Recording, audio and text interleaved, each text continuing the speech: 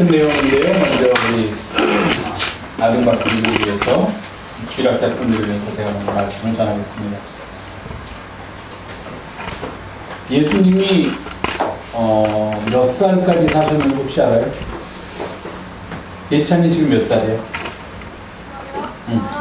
11살. 네, 11살. 예수님은 십자가에 달려 돌아가셨는데 십자가에 달려 돌아가실 때 한 몇 살쯤 됐을 때 십자가에 달려 돌아가셨을 것 같아요? 70몇 살? 70몇 살까지 사셨거든요. 네? 대가 33. 정확하진 않지만 그래도 한 33 정도까지 사셨다가 예수님이 돌아가셨다. 이제 그렇게 사람들이 추측해요.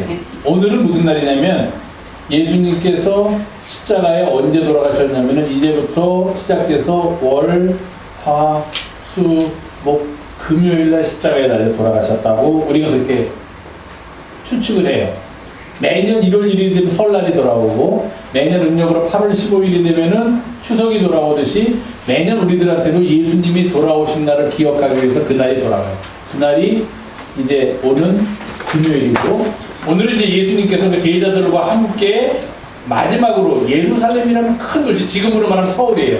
예수님은 지금까지 서울같이 큰 도시에서 안 계시고 저 강원도 어디쯤 그런 데서만 활동을 하시다가 제자들하고 같이 서울과 같이 큰 예루살렘이라는 그런 도시로 들어오시는 거예요. 시골에서 도시로 처음으로 오시는 날이 바로 오늘이에요. 그래서 오늘은 우리가 지금 찬양대도 불렀고 보통 이름을 붙일 때 뭐라고 붙이냐면은 예수님이 태어나신 날은 성탄절, 크리스마스 그렇게 얘기를 하는데 오늘도 그런 이름이 있어요. 오늘은 무슨 이름이 있냐면은 종려주일 그래요. 종려주일. 종려라는 것은 나무예요. 나무의 일종인데 우리나라에는 잘 그런 나무가 많지 않고 저기 따뜻한 남쪽 나라에 가면은 야자수, 여러분 혹시 텔레비전 같은 야자수 봤어요? 야자수 나무가 있고 이렇게 잎사귀가 있는데 그 야자수하고 비슷하게 생긴 종려나무라는 나무가 있어요. 그 종려가 영어로는 팜이라고 해요. 팜. 그래서 오늘을 뭐라고 했냐면은 일요일은 영어로 뭐야? 일요일은 Sunday. 예. 그러니까 그럼 오늘은 종려주일이면은 영어로 하면 어떻게 될까요? Palm Sunday. 오늘이 Palm Sunday예요. 팜이 종려나무라는 뜻이에요. 생기기가 원래 팜이란 말은 손바닥이라는 그런 뜻인데 우리가 보통 쓸 때는 손바닥, 이런 손가락이라는 뜻인데 그 나무가지가 이렇게 늘어져 있는 게 마치 손가락을 이렇게 손바닥으로 해서 늘어져 있는 것 같다. 그래서 그런 이름이 붙었는지는 믿거나 말거나. 근데 어쨌든 오늘은 종려주일이에요. 왜 그러냐면은 예수님께서 예루살렘에 들어가실 때 우리도 대통령 얼마 전에 그 우리나라에서 무슨 큰 회의를 했죠. 큰 회의를 하느라고 길들을 막아놔가지고 아마 다니시는데 불편한 점이 많았을 거예요. 대통령이나 그런 높은 사람이 지나가면은 미리 교통경찰들이 와서 길을 다 막고 못 가게 하고 사람들도 서 있고 차들도 다 서 있게 한 다음에 그 높은 사람이 딱 지나가면은 가게 하잖아요. 근데 높은 사람이 혼자 지나가질 않잖아요. 차가 오면은 그 앞에 막 오토바이를 탄 경찰들이 먼저 지나가고 경찰차 지나가고 무슨 시커먼 차들이 번쩍번쩍 하면서 막 지나가면은 그 중에 어떤 거에 높은 사람이 타고 있는지 모르게 한 차가 10대 정도가 막 지나가요. 그런지 지나가면 이제 높은 사람이 지나갔으니까 여러분들 가도 됩니다 하고 길을 열어주고 그래서 좀 불편한 점도 있었는데 예수님이 예루살렘에 들어가실 때 그랬어요. 사람들이 생각하기에 예수님은 뭐라고 생각했냐면은 King of the Kings. 제가 지난주에 말씀드렸지만 The Great King of the Kings. 왕들 중에서 가장 위대한 왕이 예수님이니까 예수님이 들어올 때 가만히 서가지고서 예수님을 맞는 것은 예의가 아니다 이렇게 생각해서 사람들이 어떻게 했냐면은 성경에 보니까 어떤 사람은 자기의 겉옷, 유대인들한테 겉옷은 굉장히 중요해요. 속옷이 거의 없으니까. 근데 아마 속옷을 입을 수 있는 조금 부유한 유대인들은 겉옷을 벗어가지고 겉옷이 그렇게 중요한 옷인데 그거를 길에다 깐 거예요. 예수님 보고 여기를 밟고 가십시오. 어떤 사람은 겉옷을 벗을 수가 없으면 어떻게 했냐면 그 종려나무 가지를 따다가 그걸로 깔아놓고 그걸 막 흔들면서 호산나 호산나 이렇게 외쳤던 거예요. 그 사람은. 그래서 예수님은 그때 무엇을 타고 가셨냐? 아주 좋은 캐딜락이나 리무진, 요즘 대통령이 타고 가는 그런 게 아니라 조그마한 어린 나귀를 타고서 가셨어요. 오늘 재밌는 얘기가 여기입니다. 예수님이 나귀가 어디서 났느냐? 제자들이 돈을 가지고 사왔느냐? 그게 아니에요. 근데 예수님이 예루살렘에 들어가게 됐는데 제자들이 선생님을 모시고 들어가는데 사람들은 나와서 길에서 옷을 깔고 막 종려나무까지 흔드는데 선생님이 걸어서 들어가. 옛날에는 높은 사람이 걸어서 다니지 않았어요. 우리나라도 보면은 높은 사람, 왕이 어디 행차하면 어떻게 해요? 왕이 다리가 없어서 걷지 못해서 그런 게 아니라 왕이니까 큰 가마 같은 데 타고 가만히 있죠. 그럼 사람들이 막 8명이 들어서 가듯이 제자들이 보니까 우리 선생님도 걸어서 들어가면 안 될 것 같아요. 뭔가 타고 들어가셔야 되는데 탈 게 아무것도 없는 거예요. 아마 베드로 같다 으면 그래. 선생님 탈 만한 적당한 게 없으니까 제가 업고 가겠습니다. 업히십시오 저한테 차라리. 어떻게 선생님이 왕이신데 걸어가십니까? 이랬을지 몰라요. 제자들이 막 걱정했어요. 아, 우리 선생님을 위해서 우리가 가마도 준비 못했고 말도 준비 못했는데 어떡할까? 그랬더니 갑자기 예수님이 예루살렘 들어가기 전에 제자들 중에 2사람을 불렀어요. 예찬이하고 진이하고 이리 와봐라. 너희들 내 말 잘못하는 말 잘 들어. 이제 내가 예루살렘에 들어가야 되는데 우리는 차도 없어. 지하철도 없어. 버스도 없어. 근데 왕으로 들어가는데 지하철하고 버스 타고 갈 수는 없잖아. 차가 있어야 차가 없다. 너희들이 가서 자동차를 하나 구해와야겠다. 에? 선생님 우리 보고 지금 차를 사오라고요? 그래. 너희들이 차를 좀 구해와. 아 말도 안 돼. 우리 돈 하나도 없는데 선생님 우리가 어떻게 지금 그리고 지금 썬데이 일요일날 차 문 다 닫았는데 어디 가서 자동차를 사오란 말입니까? 아무 걱정하지 마. 그래서 성내동으로 가서 그 골목으로 들어가면은 그 조그만 교회가 하나 있는데 그 교회 올라가서 거기 목사님한테 아무 말씀도 말하지 말고 그냥 이 말만 해라 그랬어요. 뭐라고 그러면 됩니까? 차 좀 빌려주세요. 그럴까요? 정말 가서 주가 쓰시겠다. 이 말만 해요. 근데 마침 그 성내동 3층에 있는 교회 목사님이 이렇게 밖에서 교인들이 오나오나 이렇게 구경하고 있었어요. 근데 갑자기 예수님의 제자 2사람, 예찬이하고 진이가 막 오는데 이렇게 보니까 잘생긴 사람이 있고 목사님 같이 생겼더라. 그 사람한테 막 갔어요. 한 말도 안 하는 거야. 근데 그 사람 앞에 차가 한 대가 있는 거야. 차가. 아주 멋진 차가. 차가 아니라 낙이에요. 낙이. 말보다는 조금 작은 사람이 탈 수 있는 도구. 그러니까 이 사람들이 따와가지고 차를 보면서 가면은 보통 어떻게 내 차에 와서 누가 이상한 낯선 사람이 와서 둘러보고 그러면 이거 뭐 도둑놈인가 이거 남의 차 뭐 부시려고 그러나 훔쳐가려고 그러나 사람에다 경계하잖아요. 그래서 얘는 뭐야 여기서 왜 그래? 그리고 예찬이하고 진이한테 얘기했으니까 얘네 둘이 아무 말도 안 하는 거야 나한테. 아무 말도 안 하면서 딱 뭐만 얘기했냐면 주가 쓰시겠다 합니다. 이건 또 왜 뚱뚱지 같은 소리야. 뭘 주가 써? 그러지 않았어요. 그 사람이 그 잘생긴 목사님이 그 말을 딱 듣자마자 주가 쓰시겠다? 오케이. 호주머니를 주더니 자동차 차를 키를 끄면서 가져가. 이러는 거예요. 모르는 사람인데 처음 만나는 사람인데 성경에는 물론 차가 없었으니까 거기 등장하는 나귀 말보다도 조금 작은 짐도 나르고 사람도 탈 수 있는 그런 짐승이 나귀라는 짐승이 있어요.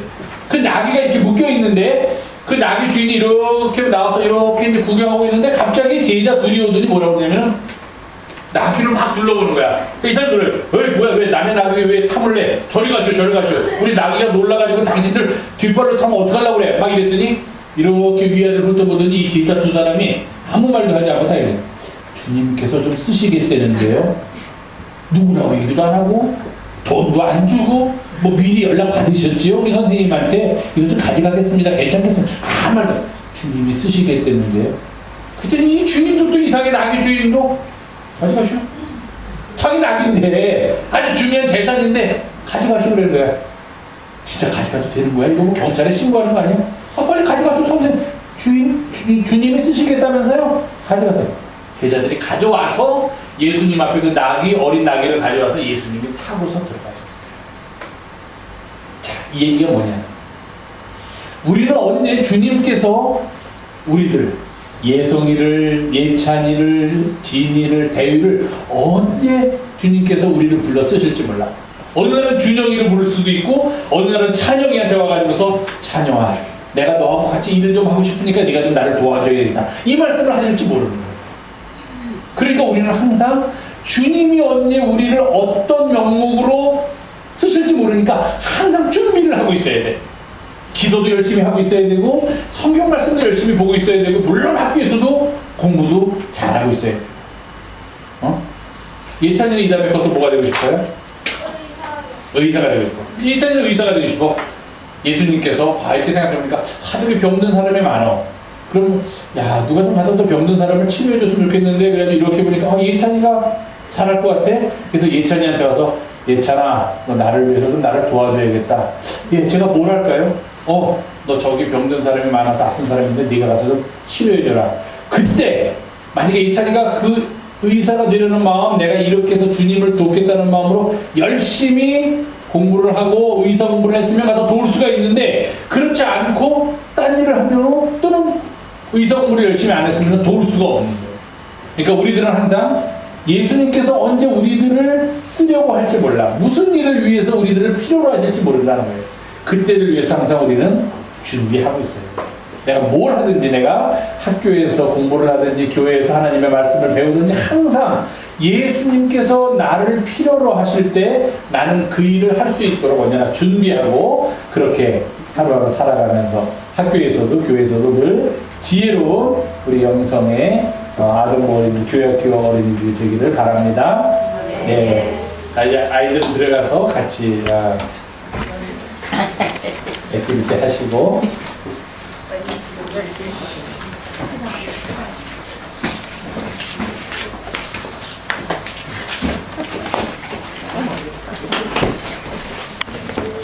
같은 부분으로 제가 말씀 전하겠습니다. 성경에는 우리가 이해하기에 조금 어려운, 그런 어떻게 보면 재미있는 그런 에피소드들이 가끔 등장을 합니다. 그 중에 하나가 바로 오늘 본문이에요. 제가 지금 아이들 설교를 위해서 얘기를 했지만 아주 재미있습니다. 이제 마지막으로 오늘이 예수님께서 이 땅에서 보내시는 마지막 주간에 시작되는 날이 바로 오늘입니다. 금요일 날 이제 아침 9시면 예수님께서는 십자가에 달려 돌아가시는데, 이 마지막 날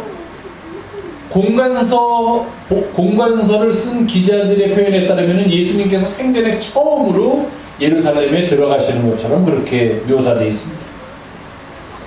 그 이전에 이미 예수님은 현상 수배자입니다. 지명 수배자예요. 바리새인들에 의해서 예수님이 하도 갈릴리 지방을 중심으로 해서 많은 사람들에게 잘못된 하나님을 전하고 있다라고 이렇게 오해를 받으셨기 때문에 그 바리새인들에 의해서 이미 수배령이 내려진 그런 상태였음을 우리가 요한복음에서 볼 수 있습니다. 그런데도 불구하고 예수님은 왕의 모습으로 아주 당당하게 자신의 온 존재를 백성들 앞에 다 드러내놓고 그들로 하여금, 자, 내가 이렇게 하나님의 나라의 일을 위해서, 하나님 나라 건설을 위해서 지금 힘을 쓰고 있으니 여러분들도 와서 나를 도우라 하는 그런 강력한 메시지를 전하는 게 바로 예루살렘 입성입니다. 사실 예수님은 탄생부터 그랬죠. 예수님이 태어나는 걸 알고 동방박사들이 찾아왔는데 이들이 궁궐로 가서 뭐라고 그랬냐면, 유대인의 왕으로 나신 이가 어디 있습니까? 우리가 지금 그를 경배하러 왔습니다. 아주 위기입니다. 절대 절명이에요. 오죽했으면 이집트 도망가셨겠습니까? 왕한테 찾아가서, 지금같이 대통령을 뽑는 것도 아닌 왕한테 찾아가서 왕이 멀쩡히 살아있고 건강한데 새로운 왕을 찾는다는 것은 있을 수도 없는 일입니다. 한번 그런 걸 겪었는데 30여 년 지난 다음에 다시 돌아가시기 전에 똑같은 일을 겪습니다. 유대인들에게 예수님은 왕처럼 보였다는 것입니다. 그래서 그들은 예수님을 맞이하기 위해서 다 예루살렘에 모였고, 예수님이 예루살렘에 어린 나귀 새끼를 타고 입성하실 때 이미 말씀드렸듯이 자기들의 겉옷을 내어놓으면서 그것을 깔고 바닥에 깔아놓고 그것을 지나가게 할 정도로 예수님을 환호했습니다. 이미 나사렛에서 나와서 사람들을 혹세 무민하고 있는 젊은 청년 예수라는 사람을 주의해야 된다, 그와 가까이 한다든지 그의 옆에서 그가 말하는 것에 동조한다든지 하면은 너희들은 벌을 받게 될 것이라는 게 이미 사방에 퍼져 있었습니다. 잘 아시겠지만 예수님께서 요한복음에 보면 눈먼 사람의 눈을 고쳐주십니다. 그랬더니 이 사람이 예수님을 전하니까 이 바리새인들이 그 사람을 잡아다 묻습니다. 야, 너를 고쳐준 사람이 누구냐? 대라. 잘 모르겠습니다. 그랬더니 어떻게 합니까? 그 눈먼 사람의 부모를 잡아다 놓습니다. 네 아들을 고쳐준 사람이 누구인지 너는 알고 있지? 너희들은 눈을 뜨고 있었으니까 얘기하라. 근데 그 부모들이 모른다고 했습니다. 왜냐하면 만약에 그때 예수님이 고쳐줬다고 그들이 얘기하면 그들은 유대교 회당에서 출교될 운명이었고, 유대교 회당에서 출교된다는 말은 단순히 교회를 못 간다는 의미가 아니라 거기서 더 이상 살 수 없다는 것을 유대인들한테는 의미하기 때문입니다. 이렇게 예수님과 가까이 하는 사람들, 예수님의 말씀을 듣는 사람들, 심지어는 예수님으로부터 어떤 혜택을 받은 사람들조차도 궁지에 몰아넣으면서 예수님의 행보를 압박하고 있을 때가 바로 이 종려주일의 시작인 그때였습니다. 그런데 예수님께서는 이러한 모든 자신들을 향하여 시시각각으로 다가오는 위협은 아랑곳하지 않으시고 어린 나귀를 타시고서 예루살렘으로 들어가셨습니다. 구약에 보면 스가랴라는 그런 선지자가 있는데 그 선지자가 예언했던 그 예언이 성취되는 한 장면이 복음서 기자들에 의해서 묘사되고 있습니다. 스가랴는 이렇게 예언했습니다. 우리들의 왕이 오실 터인데 그 왕은 의로우시며 구원을 베푸시며 겸손하여서 그는 나귀를 타시는데 나귀의 작은 것 곧 작은 나귀 새끼니라. 이렇게 그는 예언을 하고 있습니다. 그 예언을 성취하기 위해서 예수님께서는 말도 아닌 나귀를 타고서 예루살렘에 입장하셨습니다. 어린이들에게 지금 말했지만 사실 왕의 행차는 요란한 것이어야만 합니다. 여러 가지 문제가 따르죠. 경호의 문제도 따르고 의전의 문제도 따르고 왕의 권위를 나타내기 위한 주변 치장의 문제도 따르고 여러 가지 문제가 따릅니다. 그 당시도 예외는 아니었습니다. 왕이 만약에 나간다 하면은 왕이 혼자 나가는 것이 아니라 그를 에워싸는 많은 그를 보호하는 호위하는 사람들이 있어야 되고 의전을 행하는 사람들이 있어야 되고 거기에 걸맞는 여러 가지 치장들이 있어야만 합니다. 우리도 가끔 그런 적이 있죠. 뭐 광화문에 가면은 옛날에 왕의 행렬을 잠깐 동안이지만 이렇게 재현하는 그런 행사가 있으면 왕이 혼자서 이렇게 털어버리고 나오진 않죠. 많은 사람들이 함께 나오는 것을 볼 수가 있습니다. 그런데 주님은 보통 사람들이 타거나 또는 짐을 옮기는 수단으로 당시에 사용하였고 왕의 권위를 나타내기 위해서는 별로 사용하지 않았던 나귀를 타고서 예루살렘에 입성하셨습니다. 여러 이야기를 합니다. 왜 나귀를 타셨을까? 그는 겸손하시기 때문에 왕임에도 불구하고 나귀를 타셨다. 그렇게 얘기하는 분들도 있고 당시 나귀는 싸움을 할 때라든지 전쟁을 할 때는 사용하지 않는 그런 동물입니다. 왜냐하면 힘은 좋은데 스피드가 약하기에 나귀의 단점입니다. 그리고 나귀는 한번 무서운 거를 보면은요 움직이질 않아요. 이게.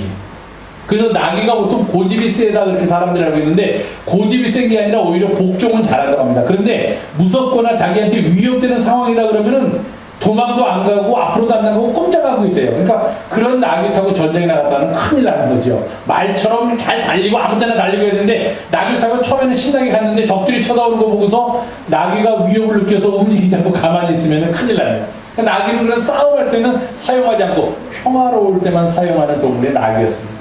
그래서 아마 예수님께서는 나귀를 타고 예루살렘에 입성하셨다. 그래서 의의 왕으로 구원의 왕으로 겸손의 왕으로 오셨다. 우리는 이렇게 얘기합니다. 여러 가지 이야기를 오늘 본문에서 찾아낼 수가 있는데 저는 오늘 본문 중에서 특별히 주가 쓰시겠다 하라 3절에 나옵니다. 누가 너희에게 왜 이렇게 하느냐 나귀를 풀어오라고 그랬더니 누가 너희에게 왜 이렇게 하느냐라고 만약에 묻거든 주가 쓰시겠다 하라 그리하면 즉시 이리로 보내줄 것이다 하는 그런 이야기를 제자 두 사람에게 예수님이 하셨다 하는 겁니다. 아주 흥미로운 상황입니다. 예수님께서 이제 예루살렘에 입성하시기 위해서 나귀를 타겠다고 생각을 하셨는데 나귀가 준비되어 있지 않으니까 제자 둘을 시켜서 나귀를 구해오게 하셨는데 그 방법이 우리가 상식적으로 생각할 수 있는 방법이 아니었다 하는 겁니다. 돈을 치르고 어디가에서 나귀를 렌트해주는 그런 회사나 그런 사람이 있으면 가서 나귀를 잠깐 빌리면 됩니다. 살 정도의 돈이 없으면 잠깐 더 오늘 하루만 쓰겠습니다 하고 나귀를 빌려오면 됩니다. 그런데 그런 방법으로 나귀를 구해오라는 것이 아니라 마치 암호와 같은 말을 하면 될 것이라고 그렇게 말씀하셨던 것입니다. 주가 쓰시겠다고 합니다. 이 말만 하면 된다는 거예요. 사람들은 이걸 가지고서 예수님께서 이미 예루살렘 내에 자신들의 하부 조직을 많이 심어놓고 이제 곧 일어날 일을 대비하기 위해서 무엇인가 준비를 단단히 해놓으셨다. 그렇게 재미있게 해석하는 분들도 많이 있습니다. 또 한 번 그런 게 있죠. 이제 유월절 식사를 하러 갔는데 가서 밥 먹을 뭐 사람들도 가득 차 있고 식당도 없고 가서 있을 만한 데도 없습니다. 그럼 어떻게 하셨습니까? 그때 예수님이 혹시 기억나세요? 유월절 식사할 때를 어떻게 찾으셨어요? 제자들한테 저기 가다 보면은 물동이를 이고 가는 사람이 있을 테니까 그 사람을 따라가서 선생님과 우리들이 묵을 유월절 식사할 장소를 제공해 달라고 하면 제공해 줄 것이다. 그렇게 해서 갔어요. 그것도 아주 놀라운 거예요. 신기한 거예요. 마치 예수님이 미리 사람들을 다 심어놓고 미리 다 부탁하고 이럴 경우에는 너희들이 나와서 이렇게 하고 마치 독립운동하는 절처럼 이럴 경우에는 또 다른 사람들이 나와서 이렇게 도와줘라. 이렇게 다 준비를 해놓으셨구나. 우리가 그렇게 추측할 수가 있습니다. 그런데 그 추측이 조금 약한 거는 뭐냐면 만약에 그렇게 많은 예수님의 조직원들이 예루살렘 내에 여기저기에서 예수님을 돕기 위해서 있었더라면 예수님께서 그렇게 허무하게 잡히지는 않았을 거다 하는 겁니다. 그들이 여기저기서 들고 일어나가지고 예수님을 보호하고 예수님을 안전한 곳으로 모시려고 했더라면 예수님이 겟세마네 동산에서 기도하신 후에 내려오시다가 로마 군인들에 의해서 잡히는 그러한 일들은 있지 않았을 것이다 그렇게 추측하기 때문에 참 재미있는 이야기다. 저희가 신학을 공부할 때도 이런 부분은 아주 복음서를 볼 때 재미있는 이야기로 예수님이 어떤 조직을 갖고 계셨나 보다. 그 조직의 힘이 당신은 예루살렘 내에 많이 퍼져 있었나 보다. 이런 식으로 생각하는 그런 사람들도 있습니다. 근데 그 조직이 그렇게 퍼져 있었더라면 예수님의 최후를 설명하기에는 너무너무 약하죠. 그 사람들이 적어도 예수님을 돕기 위해서 뭉쳤더라면 제자들과 그를 따르는 사람들 그리고 제자들조차도 알지 못했던 어떤 예수님만 알고 있던 그의 또 다른 제자들이 나왔더라면 예수님께서 그렇게 잡혀가지는 않았을 거다. 그렇게 추측을 합니다. 어쨌든 굉장히 암호와 같이 애매모호한 말씀만 하시면서 나귀를 가져오라고 예수님께서 제자들에게 부탁을 하셨습니다. 미리 사람을 보내서 나귀 주인한테 돈을 치르든지 그를 포섭하든지 하는 방법을 통해서 이야기를 해놓은 걸지도 모릅니다. 그런데 굳이 그런 일들을 제자들조차는 모르게 하실 필요가 있었을까 하는 겁니다. 물론 조직의 안전을 위해서 비밀을 위해서 12제자조차도 이런 일이 또다시 예수님이 어떤 일을 하고 계신데 그것조차도 모르게 하셨을 것이다 라고 그렇게 추측할 수도 있지만 어쨌든 우리가 상식적으로 생각하기에는 좀 특이한 방법으로 예수님께서는 나귀를 구하셨습니다. 아마도 나귀 주인의 안전 때문에 미리 제자들에게 이야기하지 않았을 수도 있다. 이렇게 얘기할 수도 있는데 그것도 또 그렇지 않습니다. 차라리 돈을 주고 서야지만 이 사람이 안전합니다. 나중에 예수님이 타고 온 나귀의 출처를 조사합니다. 배우가 누구냐를 알기 위해서 요즘 많이 하는 말로요. 그랬더니 나귀를 타고 들어오셨다 이겁니다. 그러면은 경찰들이 어떻게 조사를 합니까? 이 나귀는 어디서 났느냐? 그럼 누구를 찾아가요? 나귀 주인을 찾아가겠죠? 근데 사정을 알아보니까 나귀 주인이 돈도 안 받고 아무런 이유도 없는데 예수님한테 나귀를 빌려줬다든지 나귀를 주었다라고 그렇게 조사 결과 밝혀지면 이 나귀 주인은 어떻게 됩니까? 예수님하고 한편이 되는 거예요. 차라리 나한테 와가지고서 돈을 이만큼을 내서 내가 잠깐 나는 나귀 빌려주는 사람인데 나귀 빌려주세요 했는데 왜 무슨 일이 있습니까? 뭐가 잘못됐습니까? 하고 돈을 받았다고 하면 나귀 주인이 오히려 안전해지는 거예요. 거래를 한 거니까 누군지 모르는 사람이어서 나귀를 빌려간 거니까. 근데 돈 거래도 없이 나귀를 타도록 빌려줬다는 이야기는 나귀를 탄 사람과 나귀 주인이 어떤 알지 못하는 미묘한 관계가 성립되어 있다는 것을 증명하게 되고 그렇다면 이 나귀 주인도 위험하게 됩니다. 그러면 차라리 돈을 주고 빌려오게 하는 게 낫을 텐데 여러 가지를 추측할 수가 있습니다. 흥미로운 그런 이야기 중에 하나입니다. 예루살렘에 가셨을 때 이런 일이 일어났고 나귀 주인은 아무런 반발하거나 되묻는 일도 없이 이 말에 대답을 해서 나귀를 가져가겠습니다. 어떻게 이 일이 가능하였을까? 여러분들은 어떻게 이 일이 가능했다고 생각하십니까? 나귀를 가져갔습니다. 가장 상식적인 생각이 첫 번째는 예수님이 그 전에 누군가를 시켜서 돈을 지불하고 예약을 해놓은 거다. 마치 우리가 어디 멀리 갈 때 자동차를 미리 예약해 놓듯이 예약을 해놓은 거다. 그러니까 예약할 때 찾으러 가면은 예약번호가 무엇입니까? 물어보면 예약번호 되면은 차를 내주듯이 예약번호가 무엇입니까? 물어보니까 암호처럼 주가 쓰시겠다. 오케이, 가져가십시오. 이렇게 했는지 모릅니다. 와서 우리들한테 얘기할 암호는 주가 쓰시겠다입니다라고 그 나귀 주인이 얘기해 줬는지도 모릅니다. 우리 마음대로 추측이 가능한 그런 이야기입니다.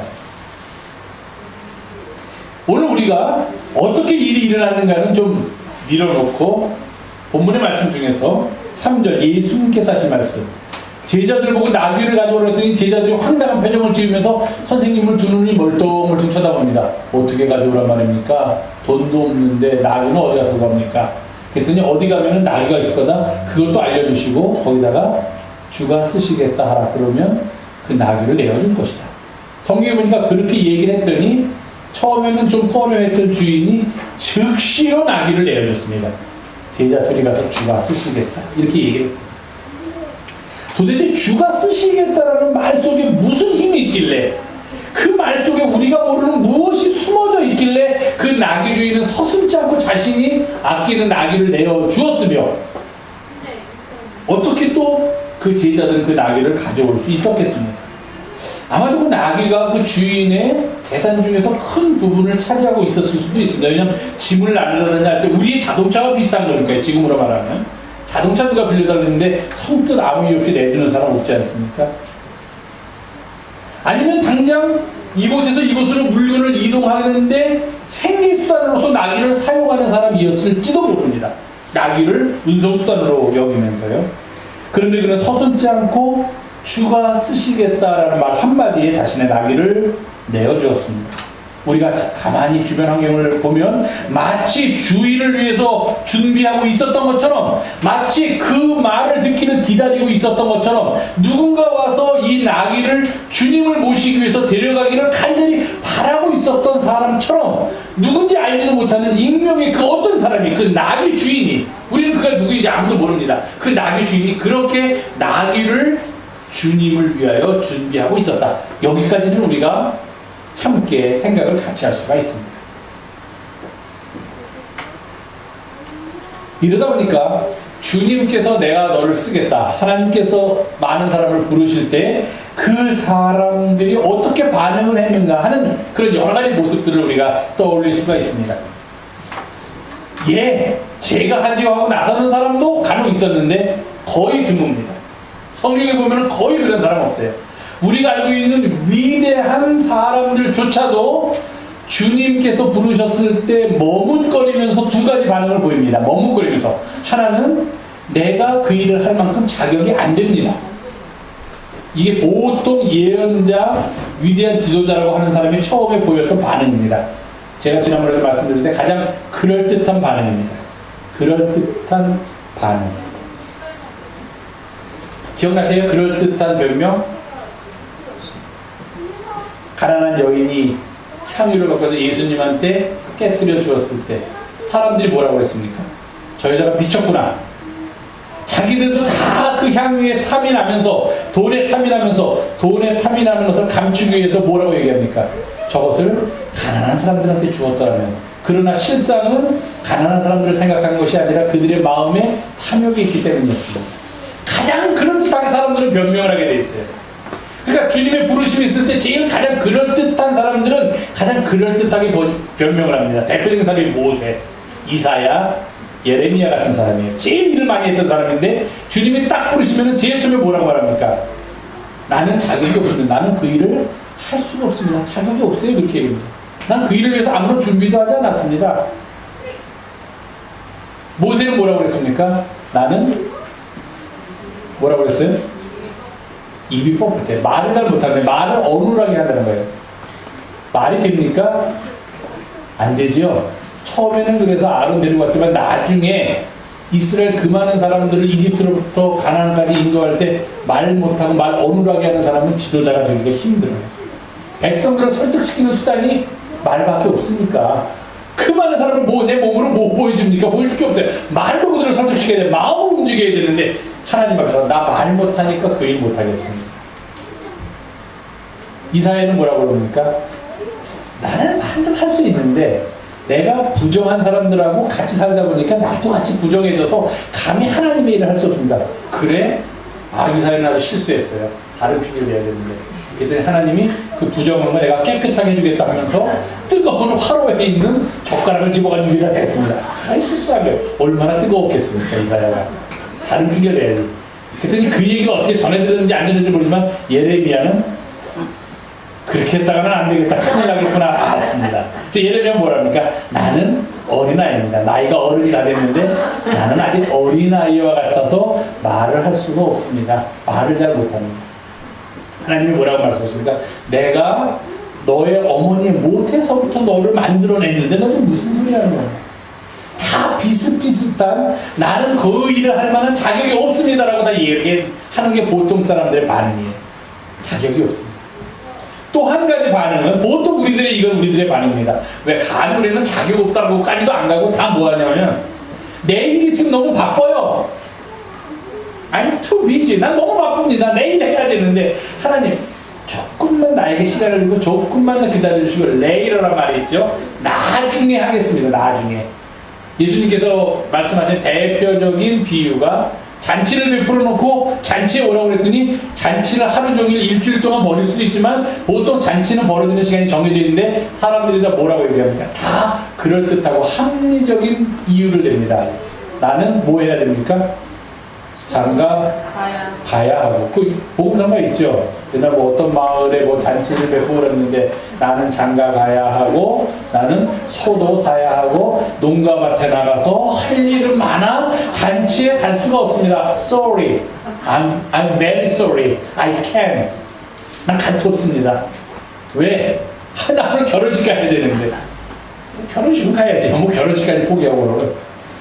이게 뭡니까? 결혼식, 농가밭에 나가서 일하고 거래하고 살면서 꼭 필요한 거예요. 이거는 내가 그런 이유를 들어서 거절해도 상대방이 더 이상 나한테 강요를 할 수 없는 그런 그럴듯한 합리적인 납득이 갈 만한 이유들이다 하는 겁니다. 그런 이유를 들어서 한 부류는 나는 할 수 없습니다. 나는 못합니다. 나는 그 일에 그러니까 걸맞지가 않습니다 하고서 못한다 그러고 또 한 부류는 뭐라고 얘기냐면 내 얘기 좀 들어보세요. 나 이렇게 살아야 되는데 나 목구멍이 진짜 지금 포도청인데 나 이거 안 됩니다 하고 이유를 막 든다는 이야기입니다. 결론은 뭐냐? 둘 다 나 그 일을 하기가 어렵습니다. 할 수가 없다 하는 겁니다. 내 일이 너무 급하기 때문이다. 그렇게 얘기합니다.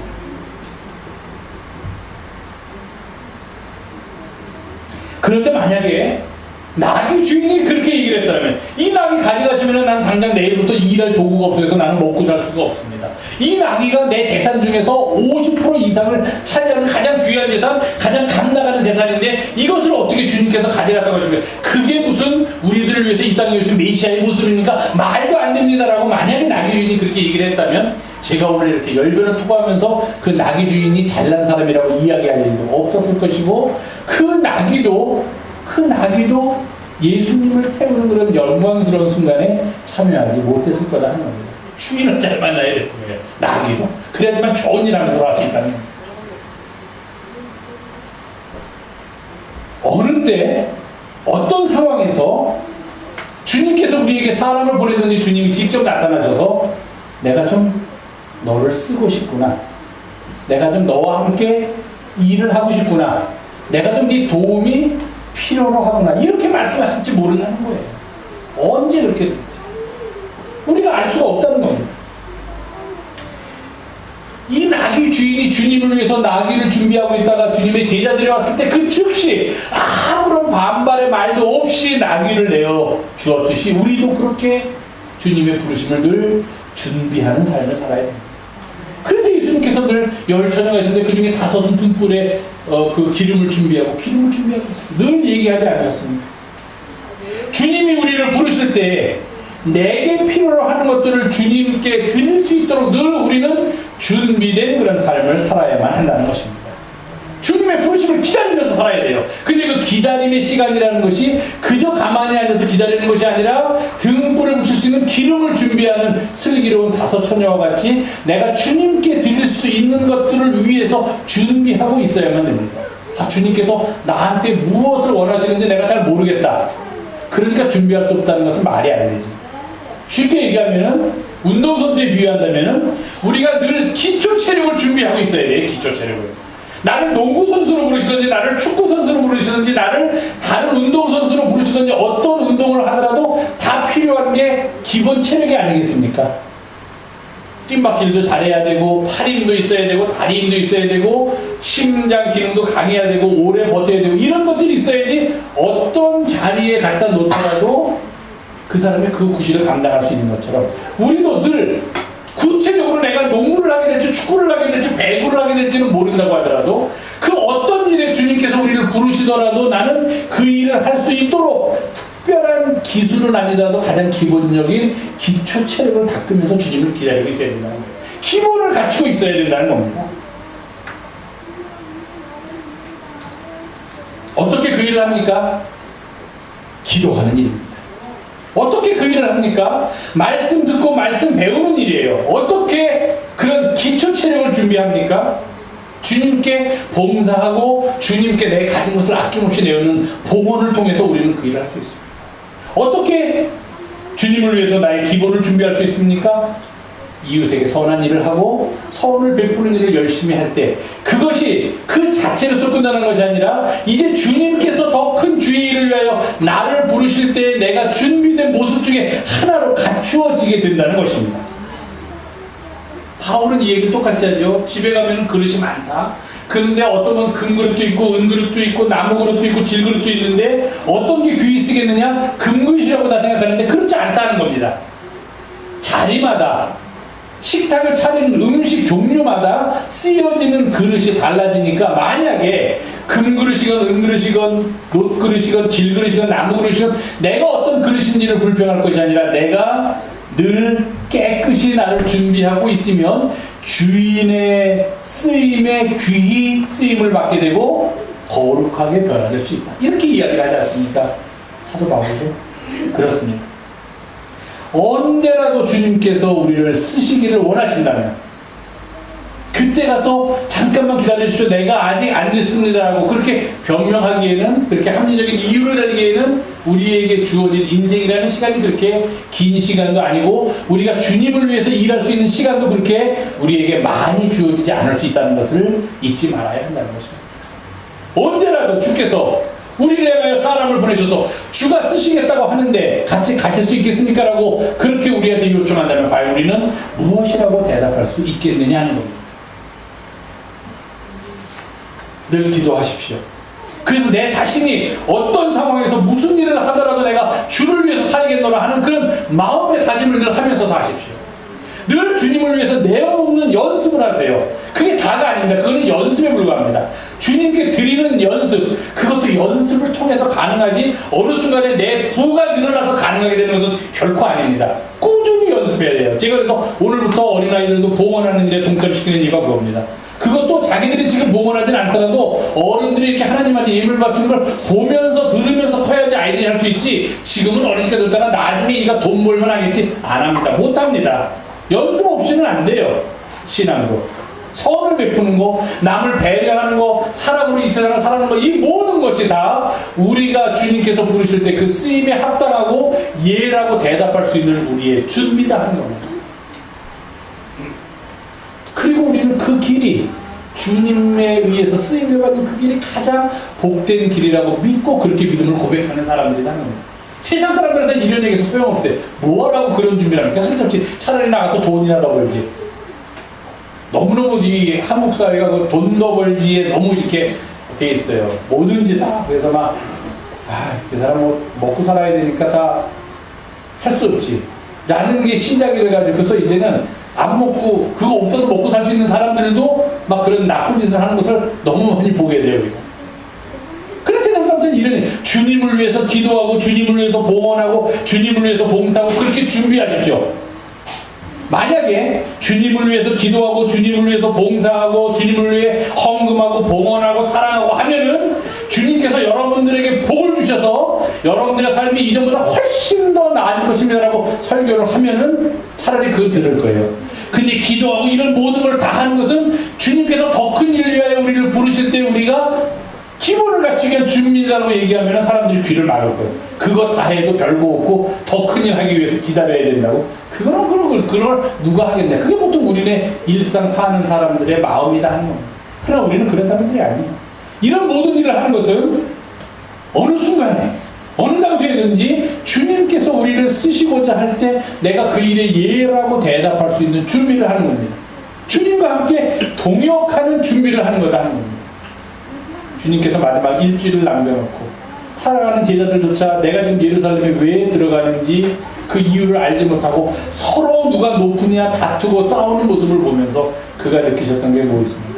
세상에 누구를 못 잊고 내가 이 길 가는데 나와 동행할 사람이 과연 이렇게 없단 말인가? 얼마나 그 마음이 아프셨겠습니까? 우리는 그 주님의 마음을 헤아리고 주님 너무 그렇게 신뢰 마십시오. 제가 같이 가겠습니다.